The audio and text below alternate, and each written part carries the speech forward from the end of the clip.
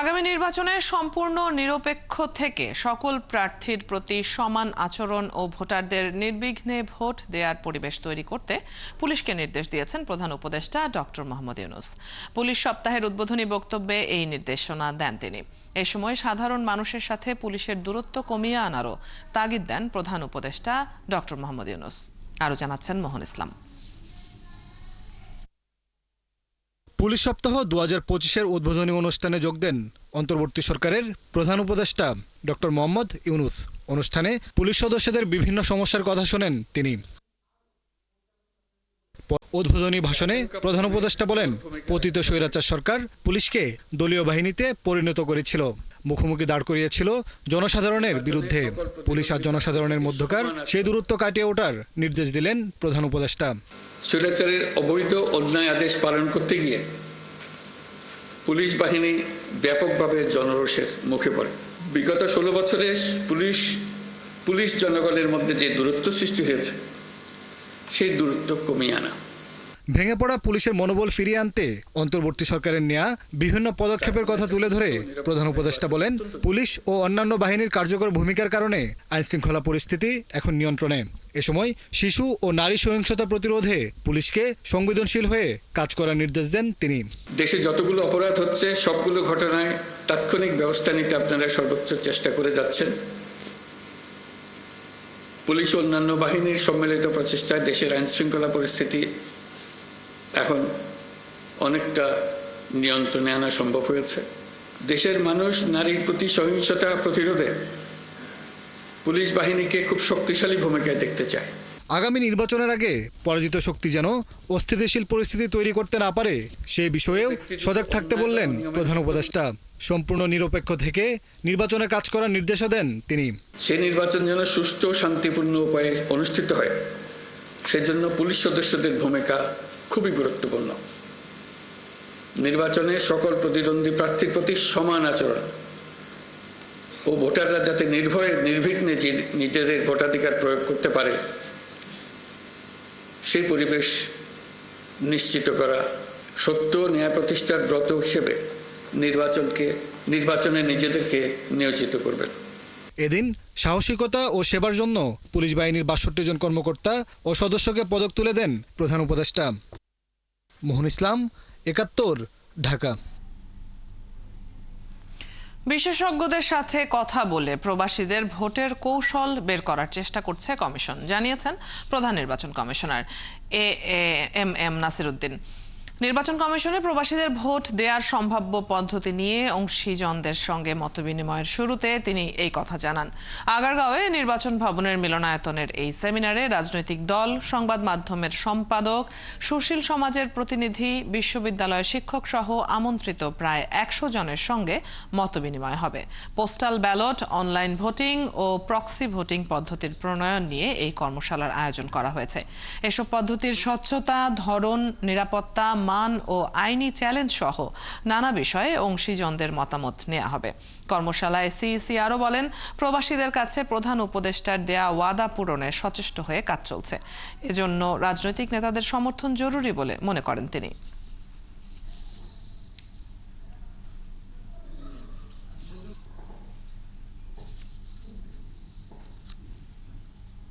এবং আপনাদের পরামর্শ নিয়ে আমরা এগোতে চাই।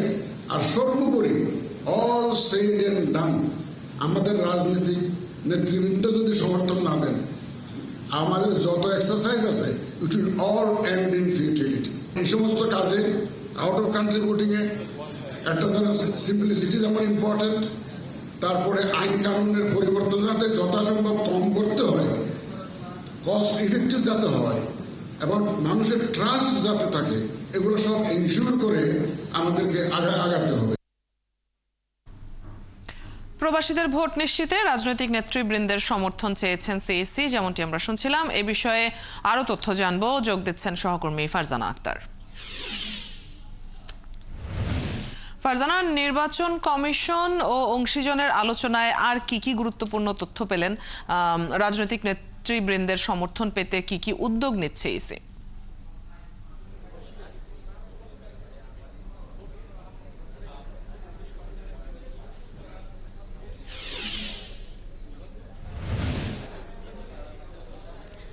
অদিতি, রাজনৈতিক দলের নেতারা এবং অংশীজন সহ বিভিন্ন অংশীজন সহ নির্বাচন কমিশনে প্রবাসীদের ভোটদানের বিষয়ে যে কর্মশালা সেটি এখনো চলছে। তবে সবশেষ তথ্য যদি বলি সেটি হচ্ছে কিছুক্ষণ আগে কয়েকটি দলের রাজনৈতিক ব্যক্তিবর্গ ব্রিফ করেছেন এবং তারা যেমনটি বলেছেন এখানে ব্রিফ করেছে এনসিপি, এলডিপি, গণ অধিকার পরিষদ সহ জামায়াতে ইসলামী।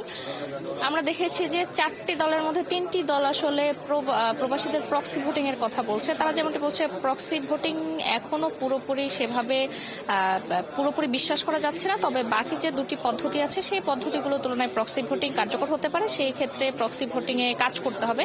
তবে এনসিপি এখানে একটু ভিন্ন মত দিয়েছে। এনসিপি বলছে যে প্রক্সি ভোটিং এ বিশ্বাস করা যাচ্ছে না। তারা যেমনটি বলছে প্রক্সি ভোটিং এর বাইরে যে দুটি পদ্ধতি আছে পোস্টাল ব্যালট বা অনলাইন ভোটিং পদ্ধতি, সেই দুটিতে কাজ করা যেতে পারে। এবং বাকি যে রাজনৈতিক দলগুলো বিএনপি সহ তাদের বৈঠক এখনো চলছে, তারা কিছুক্ষণ পর ব্রিফ করলে হয়তো আমরা জানতে পারবো। তো এখানে আজকে যে বৈঠক বা যে আলোচনা সভা চলছে কর্মশালা, সেটির মূল বিষয় হচ্ছে কিভাবে প্রবাসীদের ভোটিং নিশ্চিত করা যায়। সকালে সিইসি প্রধান নির্বাচন কমিশনার যেমনটি বলেছেন নির্বাচন কমিশন আসলে প্রবাসীদের ভোট নিশ্চিতে বদ্ধপরিকর। তারা প্রবাসীদের ভোট নিশ্চিত করতে চায়, কারণ প্রধান উপদেষ্টাও বলেছেন এবার প্রবাসীদের ভোট নিশ্চিত করা হবে এবং প্রবাসীদের ভোট নিশ্চিতে যে ধরনের কাজ করা লাগে নির্বাচন কমিশন বলছে তারা করবে। এবং নির্বাচন কমিশনার সানাউল্লাহ যেমনটি বলছিলেন যে এখানে তারা বেশ কিছুদিন ধরেই আসলে প্রবাসী ভোটিং এর 3টি যে সিস্টেম রয়েছে অনলাইন, প্রক্সি এবং পোস্টাল, 3টি বিষয় নিয়ে তারা গবেষণা করছে, বিভিন্ন অংশীজনদের সাথে বসছে। এবং সানাউল্লাহ যেমনটি বলেছিলেন নির্বাচন কমিশনার যে হয়তোবা সামনের নির্বাচনে 3টি পদ্ধতি মিলে একটি হাইব্রিড পদ্ধতিতে যাওয়া লাগতে পারে যদি অংশীজনরা শেষ পর্যন্ত সেই মতামত দেয়, অথবা এর বাইরে এখন পর্যন্ত নির্বাচন কমিশন যে পদ্ধতিটিকে সবচেয়ে ভালো বলছে বা মন্দের ভালো বলছে সেটি হচ্ছে প্রক্সি ভোটিং পদ্ধতি। নির্বাচন কমিশন বলছে যে প্রক্সি ভোটিং পদ্ধতি অন্য পদ্ধতিগুলোর তুলনায় সময় কম লাগবে এবং সেটা রিয়েল টাইমে ভোট দিতে পারবে এবং সেই ক্ষেত্রে সেই দিকে হয়তো যাবে যদি অংশীজনরা একমত দেয়। বাংলাদেশে এই মুহূর্তে 3টি ভোটের পদ্ধতি রয়েছে, মানে 3টি পদ্ধতি নিয়ে কথা হচ্ছে, সেটা হচ্ছে অনলাইন, প্রক্সি এবং পোস্টাল ব্যালট। পোস্টাল ব্যালট নির্বাচন কমিশন বলেছে যে এটি আসলে অচল পদ্ধতি, কারণ দ্বাদশ জাতীয় সংসদ নির্বাচনে পোস্টাল ব্যালটে একটি ভোটও পড়েনি এবং পাশাপাশি যে অনলাইন সিস্টেমটি আছে সেটি ডেভেলপ করতে আসলে সময় লাগবে এবং পৃথিবীর বিভিন্ন দেশে অনলাইন সিস্টেম চালু করলেও সেটি অনেক সময় দেখা গেছে যে পুরোপুরি কার্যকর হয়নি। আর প্রক্সি ভোট হচ্ছে যে যারা দেশের বাইরে অবস্থান করবে প্রবাসী, তাদের যে আস্থাভাজন রয়েছে দেশে বা স্বজন থাকবে, ভাই বা অর্থাৎ সম্পূর্ণ সিদ্ধান্তের জায়গাটি এখনো হয়নি, যেটি অংশীজনদের সমর্থনের ভিত্তিতে হবে, যেমনটি আপনি জানাচ্ছিলেন। ফারজানা, নিশ্চয়ই এই বিষয়ে আর কোনো তথ্য যুক্ত হলে আপনার মাধ্যমে আমরা পরবর্তীতে দর্শকদেরকেও জানাতে পারবো। দর্শক সহকর্মী ফারজানা আক্তার আমাদের সাথে যুক্ত ছিলেন নির্বাচন কমিশন থেকে। গণতন্ত্রের জন্য রাজনৈতিক দলগুলোর আন্দোলন সংগ্রামকে প্রাতিষ্ঠানিক রূপ দিতে চায় জাতীয় ঐক্যমত্য কমিশন, মন্তব্য করেছেন সহসভাপতি আলী রিয়াজ। আর বিপ্লবী ওয়ার্কার্স পার্টি এমন একটি সরকার ও রাষ্ট্র ব্যবস্থার দাবি জানিয়েছে যেখানে কোনো রাজনৈতিক দল স্বৈরাচারী মনোভাব নিয়ে টিকে থাকতে না পারে। মঙ্গলবার জাতীয় সংসদের এলডি হলে সংস্কার নিয়ে বৈঠকের আগে এসব কথা বলেন তারা। দলের 10 সদস্যের নেতৃত্ব দিচ্ছেন সভাপতি সাইফুল হক, আর কমিশনের সহ সভাপতি ডক্টর আলী রিয়াজের নেতৃত্বে অংশ নিয়েছেন বাকি সদস্যরা। এ সময় বিপ্লবী ওয়ার্কার্স পার্টির সভাপতি সাইফুল হক বলেন তারা এমন একটি রাষ্ট্র, সমাজ ও সংবিধান দেখতে চান যেখানে ধর্মীয় ও সামাজিক বিশ্বাসের জন্য রাষ্ট্র কাউকে বঞ্চিত করবে না। এছাড়া ভোটের অধিকার নিশ্চিত করারও দাবি জানিয়েছে দলটি। ছাত্র জনতা যে গণতন্ত্র প্রতিষ্ঠার জন্য আন্দোলন করছে তা নিশ্চিতেরও দাবি জানিয়েছে বিপ্লবী ওয়ার্কার্স পার্টি।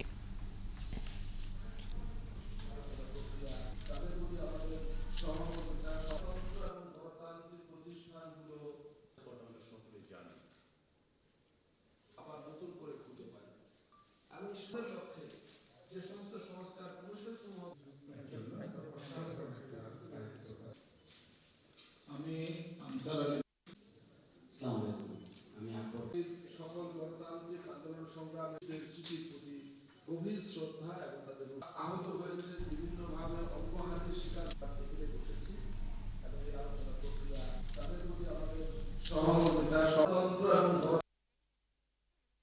বাংলাদেশে দীর্ঘদিন ধরে যে গণতন্ত্রের সংগ্রাম, বিশেষ করে 16 বছর ধরে যে ফ্যাসিবাদী শাসন এদেশের প্রাতিষ্ঠানিক সমস্ত রকম সম্ভাবনাকেই প্রায় তিরোহিত করে দিয়েছিল, যার বিরুদ্ধে বাংলাদেশের গণতান্ত্রিক শক্তিগুলো লড়াই করেছে, যার সঙ্গে বাংলাদেশের বিপ্লবী ওয়ার্কার্স পার্টি অন্যতম হিসেবে অংশীদার থেকেছে, সেই প্রক্রিয়াকে যেন আমরা একটি প্রাতিষ্ঠানিক রূপ দিতে পারি জনগণের কাছে আমরা অঙ্গীকার করেছি, আমরা একটা দায়বদ্ধতার বিষয় নিয়ে আসছি। সে কারণে যেটা আমি মনে করি জাতীয় ঐক্যমত্য কমিশন তারা যদি প্রজ্ঞা দূরদর্শিতার পরিচয় দিতে পারেন, আমি বিশ্বাস করি এবার আগামী মে মাসের মধ্যে না হলেও আর্লি জুন আমরা দলগুলোর মধ্যে আলাপ আলোচনা করে বোঝাপড়া তৈরি করে আমরা ন্যূনতম জাতীয় ঐক্যের প্রশ্নে আমরা একমত হতে পারব। দর্শক, বিপ্লবী ওয়ার্কার্স পার্টির এই বৈঠকটি শেষ হয়েছে। এই বিষয়ে একটি ব্রিফিং হওয়ার কথা রয়েছে। ব্রিফিং শুরু হওয়া মাত্রই আমরা নিশ্চয়ই সরাসরি যুক্ত হব। তার আগে জানিয়ে দিতে চাই, ভারত ট্রান্সশিপমেন্ট বন্ধ করার পর কিছুটা চাপে পড়লেও তা ধীরে ধীরে কাটিয়ে উঠছেন বাংলাদেশের রপ্তানিকারকরা। ৮ এপ্রিল ভারত ট্রান্সশিপমেন্ট বন্ধের ১৯ দিনের মাথায় বিকল্প হিসেবে ঢাকার পাশাপাশি সিলেট বিমানবন্দর দিয়ে পণ্য রপ্তানি শুরু হয়েছে। ব্যবসায়ীরা বলছেন এতে পণ্য রপ্তানিতে অনিশ্চয়তা কাটছে। আর বিশেষজ্ঞরা বলছেন চাহিদা মতো পণ্য রপ্তানির জন্য দেশের অন্যান্য বিমানবন্দরেও কার্গো সেবা চালু করা প্রয়োজন। জাহিদুল ইসলামের প্রতিবেদন। ঢাকা হযরত শাহজালাল আন্তর্জাতিক বিমানবন্দরের সক্ষমতা কম থাকায় ২০২০ সাল থেকে কলকাতা সহ অন্যান্য স্থল এবং বিমানবন্দর দিয়ে পণ্য রপ্তানিতে বাংলাদেশকে ট্রান্সশিপমেন্ট সুবিধা দেয় ভারত। তবে গেল ৮ এপ্রিল বিনা মেঘে বজ্রপাতের মতোই বাংলাদেশের ট্রান্সশিপমেন্ট বাতিল করে ভারত। কলকাতা বন্দর দিয়ে পোশাক রপ্তানি করা এই গার্মেন্টস মালিক বলছেন, প্রথম দিকে খবরটি তাদের পণ্য রপ্তানিতে শঙ্কা তৈরি করলেও দ্রুত সময়ের মধ্যে সরকার সিলেট বিমানবন্দর দিয়ে কার্গো সেবা চালু করায় অনিশ্চয়তা কেটে গেছে। সরকার যেভাবে কাজ করে, যে স্পিডে কাজ করে, এটা তার থেকে ৩ গুণ স্পিডে কাজ হয়েছে এবং সঙ্গে সঙ্গে সিদ্ধান্ত নেওয়া হচ্ছে। ইমিডিয়েটলি আমরা সিলেট চালু হয়ে গেল। আজকে ৬০ টন যায়, নেক্সট চার্টার ফ্লাইট আসবে, আমরা খুব সহসাই আমরা এই বিপদ থেকে বেরিয়ে যাব। বিজিএমই এর সাবেক এই সহসভাপতি বলছেন, দ্রুত পণ্য রপ্তানিতে সরকারের উচিত বাংলাদেশ বিমানের কার্গো সেবা চালু করা। একটা অপশন হচ্ছে আমাদের ন্যাশনাল ফ্ল্যাগ ক্যারিয়ারের ক্যাপাসিটি বাড়ানো ইন টার্মস অফ কার্গো, যেহেতু বিজনেসটা অন্য কেউ করছে। রিজিওনাল হাবগুলোতে কানেক্ট করে দেন, beat Turkey, beat Saudia, beat Emirates in Dubai, you can have millions of cargo capacity from all those ports. গেল বছরের পুরোটা সময় এবং চলতি বছরের মার্চ পর্যন্ত ৩৬ দেশে ভারত দিয়ে ট্রান্সশিপমেন্ট হয়েছে ৩৪,৯০৯ মেট্রিক টন পণ্য এবং আয় ৫,৬৪০ কোটি টাকা। ফ্রেট ফরওয়ার্ডার্স অ্যাসোসিয়েশন বলছে, বাংলাদেশে কার্গো পরিচালনা ব্যয় কমালে ব্যবসায়ীদের তৃতীয় দেশের মাধ্যমে পণ্য রপ্তানির আগ্রহ কমবে। যদি ground handling, cargo handling, screening charge, security charge, scanning charge, এগুলোকে যদি আমরা ড্রাস্টিক্যালি কমায় নিয়ে আসি, ফরেন ক্যারিয়ার যারা আছে তারা এতে অনেক বেশি উদ্বুদ্ধ হবে এবং যখন তাদের অপারেশনাল কস্ট কমে যাবে এবং এয়ারপোর্টের এফিসিয়েন্সিটা বাড়বে। তার কথা, ভারতের ট্রান্সশিপমেন্ট বন্ধ করা প্রকারান্তে বাংলাদেশের সক্ষমতা বাড়ানোর সুযোগ এনে দিল। ভারত ট্রান্সশিপমেন্ট বন্ধ করার পর সিলেট সহ অন্যান্য বিমানবন্দর ব্যবহারে সরকার যে উদ্যোগ নিয়েছে তাকে সাধুবাদ জানালেও ব্যবসায়ীরা বলছেন, কমাতে হবে পণ্য পরিবহন খরচ এবং বাড়াতে হবে কার্গো ফ্লাইট। জাহিদুল ইসলাম, ৭১, ঢাকা। দর্শক, এর আগে যেমনটি জানাচ্ছিলাম, বিপ্লবী ওয়ার্কার্স পার্টির বৈঠক শেষে ব্রিফিং শুরু হয়েছে। কথা বলছেন দলটির সাধারণ সম্পাদক সাইফুল হক। আমরা সরাসরি যুক্ত হচ্ছি সেখানে। ঐতিহাসিক রাজনৈতিক একটা উত্তরাধিকারের মধ্য দিয়ে পাকিস্তানি জমানা ২৩ বছর, পরবর্তীকালে আমাদের মহান মুক্তিযুদ্ধের মধ্য দিয়ে আমাদের যে গণ আকাঙ্ক্ষা, সেই গণ আকাঙ্ক্ষার বহিঃপ্রকাশ হয়েছে আমাদের বাংলাদেশ রাষ্ট্রের যে নাম। সুতরাং আমাদের সেই নামের সাথে আমাদের একটা দীর্ঘ রাজনৈতিক সংগ্রামের সম্পর্ক আছে। দ্বিতীয়ত, আমরা যে কথাটা খুব পরিষ্কার করে আমরা উল্লেখ করেছি, যে বক্তব্যটি আমরা খুব পরিষ্কার করে উল্লেখ করেছি, সেটা হচ্ছে যে আমরা মনে করি যে আমাদের রাষ্ট্রের যে মূল নীতিমালা যেগুলো আছে আমরা বলেছি, আর সেই মূল নীতিমালাগুলোকে অক্ষুণ্ণ রাখা দরকার। আমরা বলেছি যে এখানে আমাদের সমাজে যদি আপনাকে সাম্য এখানে প্রতিষ্ঠা করতে হয়, তাহলে গণতান্ত্রিকভাবে পর্যায়ক্রমে কিভাবে বাংলাদেশের বৈশিষ্ট্য নিয়ে আমরা সমাজতন্ত্র করব, যেটা আমাদের মূল নীতিমালার মধ্যে ছিল, সেটা উল্লেখ থাকা দরকার। আমরা পরিষ্কার করে উল্লেখ করেছি যে কোনো একটা আধুনিক যে কোনো গণতান্ত্রিক রাষ্ট্র মাত্রই একটা ধর্মনিরপেক্ষ, একটা অসাম্প্রদায়িক একটা রাষ্ট্র। সুতরাং রাষ্ট্রের নীতি হিসাবে তার ধর্মনিরপেক্ষতা, যেটা আধুনিক গণতান্ত্রিক রাষ্ট্রের ন্যূনতম একটা বৈশিষ্ট্য, সেগুলোকে অক্ষুণ্ণ রাখা দরকার। একই সাথে আমরা জাতীয়তাবাদের যে প্রশ্ন সেটাও উল্লেখ করেছি। আমরা মনে করি এইগুলো আমাদের উল্লেখ থাকা দরকার। আর গণতন্ত্র তো আমাদের একটা প্রধান একটা গুরুত্বপূর্ণ প্রশ্ন।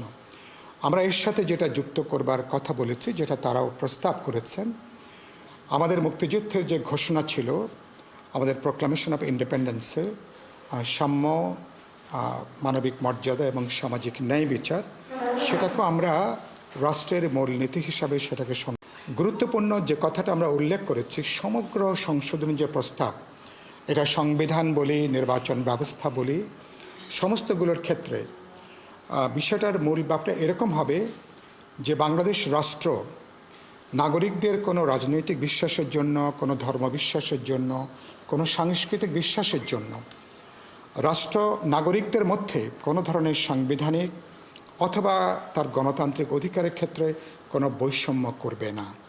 ফলে আমাদের বিদ্যমান সংবিধানে, যে সংবিধান অগণতান্ত্রিক, যে সংবিধান ক্ষুদ্র জাতিসত্তা বিদ্বেষী, যে সংবিধানের একটা সাম্প্রদায়িক চরিত্র আছে, আমরা মনে করি সকলগুলো ক্ষেত্রে একটা আধুনিক গণতান্ত্রিক একটা জবাবদিহিমূলক রাষ্ট্রের বৈশিষ্ট্য সম্পন্ন জায়গাটাকে নিশ্চিত করা দরকার। 2 নম্বর যে কথাটা আমরা বলেছি, দেশের যে কোনো পরিস্থিতিতে আপনি নাগরিকদের যে গণতান্ত্রিক অধিকার, আমার সংবাদপত্র বা সংবাদপত্রের যে অধিকার, বিপ্লবী ওয়ার্কার্স পার্টির ব্রিফিংয়ে এতক্ষণ সরাসরি যুক্ত ছিলাম আমরা। 6 দফা দাবি আদায়ে আবারও আন্দোলনে নেমেছে কারিগরি শিক্ষার্থীরা। দাবি বাস্তবায়নের রূপরেখা চূড়ান্ত না হয় মঙ্গলবার থেকে সারা দেশের পলিটেকনিক ইনস্টিটিউটে চলছে শাটডাউন কর্মসূচি। বন্ধ রয়েছে ক্লাস ও পরীক্ষা। শিক্ষার্থীরা বলছেন দাবি না মানা পর্যন্ত তারা আন্দোলন চালিয়ে যাবেন। সবুজ মাহমুদের প্রতিবেদন। 6 দফা দাবিতে মঙ্গলবার থেকে দেশের সকল পলিটেকনিক ইনস্টিটিউটে চলছে শাটডাউন কর্মসূচি। দাবিগুলো পূরণ না হওয়া পর্যন্ত ক্লাস ও পরীক্ষা বর্জনের ঘোষণা দিয়েছেন শিক্ষার্থীরা। এরই মধ্যে ঢাকা, চট্টগ্রাম, রাজশাহী, চাঁদপুর, লক্ষ্মীপুর, ঝিনাইদহ সহ বিভিন্ন পলিটেকনিকে তালা ঝুলিয়ে দিয়েছে শিক্ষার্থীরা। দীর্ঘ 7 মাস 8 মাস যাবৎ আমরা এই আন্দোলন চলমান রেখেছিলাম। আজকে এই আন্দোলন একটা চূড়ান্ত পর্যায়ে রয়েছে। যেহেতু এখন পর্যন্ত আমরা কোনো ফলাফল পাচ্ছি না, বারবার রূপরেখা তৈরি করা হবে এই ধরনের এই কথা বলা হচ্ছে, তো সেই ক্ষেত্রে আমরা আজকে সারা বাংলাদেশে কর্মসূচি ডাক দিয়েছি যে সারা বাংলাদেশে সকল পলিটেকনিক ইনস্টিটিউট এক জায়গায় শাটডাউন থাকবে। প্রথমে আমাদেরকে বলেছিল আমাদের দাবিগুলো যৌক্তিক, পরবর্তীতে যখন আমরা আন্দোলন স্থগিত করি, ডিজি মহোদয় আমাদেরকে বলে আমাদের কিছু কিছু দাবি অযৌক্তিক, যেখানে ক্রাফটের বিষয় সবচেয়ে বড় ঝামেলার বিষয় আমাদের পলিটেকনিকে। ইতিমধ্যে রংপুর, লক্ষ্মীপুর, কুড়িগ্রাম, তারপর আরও যত পলিটেকনিক আছে সবাই একযোগে কর্মসূচিটা পালন করতেছে। বিতর্কিত ক্রাফট ইন্সট্রাক্টর নিয়োগ বাতিল, ভর্তির ক্ষেত্রে বয়স শিথিল, উচ্চশিক্ষার সুযোগ বাড়ানো সহ 6 দফা দাবিতে আন্দোলন করছে শিক্ষার্থীরা। এর আগে বিক্ষোভ, অবরোধ ও রেল ব্লক করে প্রতিবাদ জানানোর পর এবার এলো শাটডাউন কর্মসূচি। একদিন কি 2 দিনে বাস্তবায়ন করতে পারে, কিন্তু এমন কোনো ফলাফল আমরা দেখতে পাইনি। বিগত আমাদের প্রায় 2বার বৈঠক হয়েছে, 3বার লাস্ট যে মিটিং ছিল সাথে সেই মিটিং নিয়ে 3বার বৈঠক হয়েছে, কিন্তু আমরা এখনও কোনো বাস্তবায়িত ফলাফল দেখতে পাইনি। তো আমাদের যে কয়দিন ক্যাম্পাস শাটডাউন থাকবে, এই কয়দিনের মধ্যে আমাদের সরকার কর্তৃপক্ষের কাছে আন্তরিকভাবে অনুরোধ থাকবে, সেটা হচ্ছে কারিগরি সংস্কার কমিশন দ্রুত থেকে দ্রুত সময় বাস্তবায়ন করা হোক। তাহলে আমরা শিক্ষার্থীরা হয়তোবা কিছুটা হলেও আশ্বাসে আমাদের ক্লাসরুমে ফিরে আসতে পারবো। এদিকে পলিটেকনিক শাটডাউনে যেন জনদুর্ভোগ না হয় সেই বিষয়টি মাথায় রেখে দাবি আদায় না হওয়া পর্যন্ত শান্তিপূর্ণভাবে আন্দোলন চালিয়ে যাওয়ার ঘোষণা দেয় তারা। সুষ্ঠু প্রশিক্ষণ দেওয়া হচ্ছে না। সবুজ মাহমুদ, 71, ঢাকা। এদিকে 6 দফা দাবিতে দেশের সব পলিটেকনিক ইনস্টিটিউটে শাটডাউন কর্মসূচি পালন করছে শিক্ষার্থীরা। তারা প্রশাসনিক ভবনে তালা ঝুলিয়ে দিয়েছে। এতে বন্ধ রয়েছে ইনস্টিটিউটের একাডেমিক ও দাপ্তরিক সব কাজ। শিক্ষার্থীরা বলছে সরকার দাবি না মানা পর্যন্ত তারা আন্দোলন চালিয়ে যাবে। সহকর্মীদের তথ্য ও ছবিতে প্রতিবেদন।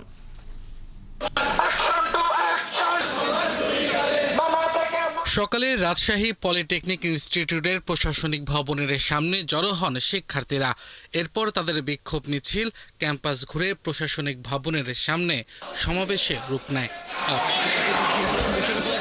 এ সময় শিক্ষার্থীরা জানান 6 দফা দাবি বাস্তবায়নের রূপরেখা না দেওয়া পর্যন্ত তারা শাটডাউন কর্মসূচিতে অনড় থাকবেন।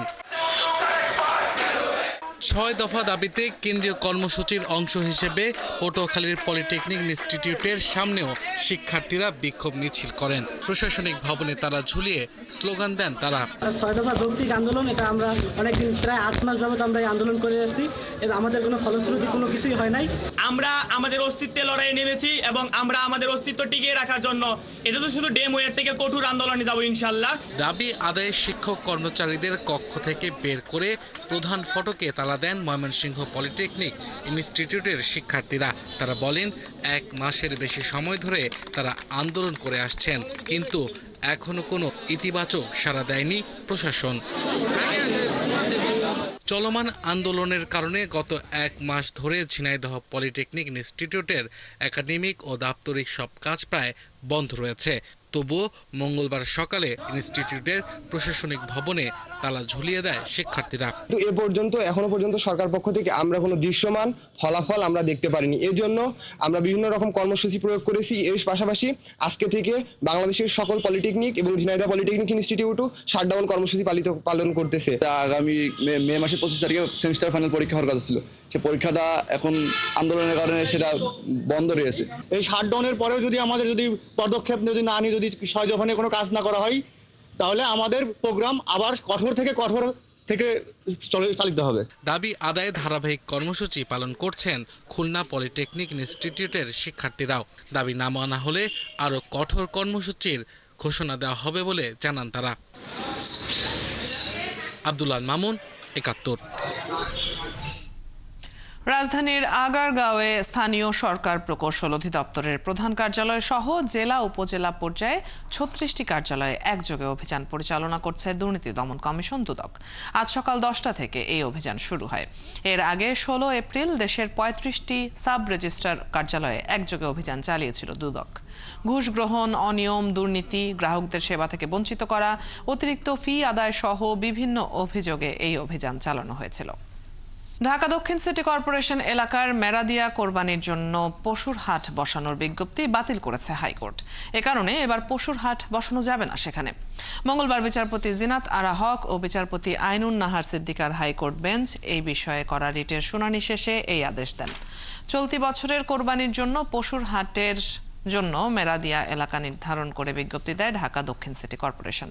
অন্যদিকে পশুর হাট বাতিল চেয়ে মেরাদিয়া আবাসিক এলাকার পক্ষে রিট করা হয় হাইকোর্টে।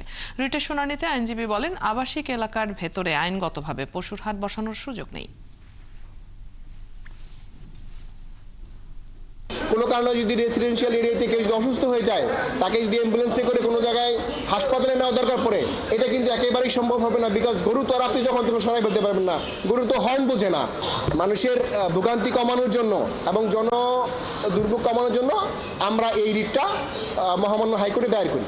সেই রিটের প্রেক্ষিতে মাননীয় বিচারপতি কাজী জিনাত হক এবং মাননীয় বিচারপতি আইনুন নাহার সিদ্দিকা ওনাদের দ্বৈত বেঞ্চ একটি রুল ইস্যু করে, এই যে মেরাদিয়া হাট কেন অবৈধ ঘোষণা করা হবে না এবং এই যে বিজ্ঞপ্তিটা সেটাকে 3 মাসের জন্য স্টে করে দেয়। আমিরাতে বাস করেন প্রায় 12 লাখ বাংলাদেশি। 2012 সালে দেশটিতে বাংলাদেশি শ্রমিক ভিসা বন্ধ হয়। গেল কয়েক বছর দুবাই প্রদেশে ভিসা চালু থাকলেও বর্তমানে তা বন্ধ আছে। ভিসা স্থানান্তর না করতে পারায় বিপাকে বাংলাদেশিরা। সহকর্মী লুৎফর রহমানের তথ্য ও আমিনুল হকের ছবিতে বিস্তারিত। সংযুক্ত আরব আমিরাতে বর্তমানে ডিগ্রি পাস সনদ তথা দক্ষ শ্রমিকের ভিসা ছাড়া সাধারণ কোনো ভিসা নেই। অথচ অর্ধলক্ষ ক্ষুদ্র মাঝারি বাংলাদেশি উদ্যোক্তারা নিজ দেশীয় শ্রমিকের অভাবে হিমশিম খাচ্ছেন। আমার এই যে প্রতিষ্ঠান ওপেন আমি করেছি, এই প্রতিষ্ঠানে আমি কোনো বাংলাদেশি কর্মচারী নিয়োগ দিতে পারছি না। অতি দুঃখের সাথে আমি বলতে চাচ্ছি যে এভাবে যদি সামনে আরো কয়েকদিন, কয়েক মাস, কয়েক বছর চলতে থাকে, তাহলে আমরা বাংলাদেশিরা কখনো ব্যবসায় স্বাবলম্বী হতে পারবো না। আরব জাতির কাছে আগুর আতর ব্যবসা এবং বোরকা ব্যবসায় বাংলাদেশিদের জুড়ি নেই। তবে নিজ দেশের শ্রমিকের অভাবে এই শিল্পে ধস নামার আশঙ্কা দেখা দিয়েছে। আমাদের বাংলাদেশিরা এই পার্সেলের ব্যবসার দিকে এগিয়ে আছে, সুতরাং আমাদের যে জিনিসটা সমস্যা দেখা দেয় বিশেষ করে সেই ক্ষেত্রে হচ্ছে আমাদের বাংলাদেশিদের ভিসা বন্ধ থাকার কারণে আমরা বাইরের দেশি এমপ্লয়ি সংগ্রহ করতে হয়। কাল ইতে হইলে বাঙালির চাওয়া লাগবে, বাঙালির খাবো বালা, মোটামুটি ব্যবহারও বালা, সপ্তাহ তারা বালা বুঝিয়ে হওয়া। সমস্যাটা হইলো গিয়ে বাংলা সবসময় আমরা মাল দিতাম পারি না, মানুষ না থাকার কারণে জনগণ সংকটে বর্তমানে আমরা ভোগান্তির মধ্যে আছি, জনগণ নাই। শুধু দেশ থেকে আসা শ্রমিক নয়, আমিরাতে বাস করা বাংলাদেশিরাও ভিসা স্থানান্তর করতে না পারায় বিপাকে রয়েছেন। যদি বাংলাদেশিদের ভিসা ট্রান্সফার চালু হইতো তাহলে আমরা আমাদের যোগ্যতা অনুযায়ী আমাদের যে জায়গায় চাকরি করে আমরা আমাদের মন মতো কাজ করতে পারতাম, ওই জায়গায় আমরা ওই পর্যায়ে আমরা যেতে পারতাম।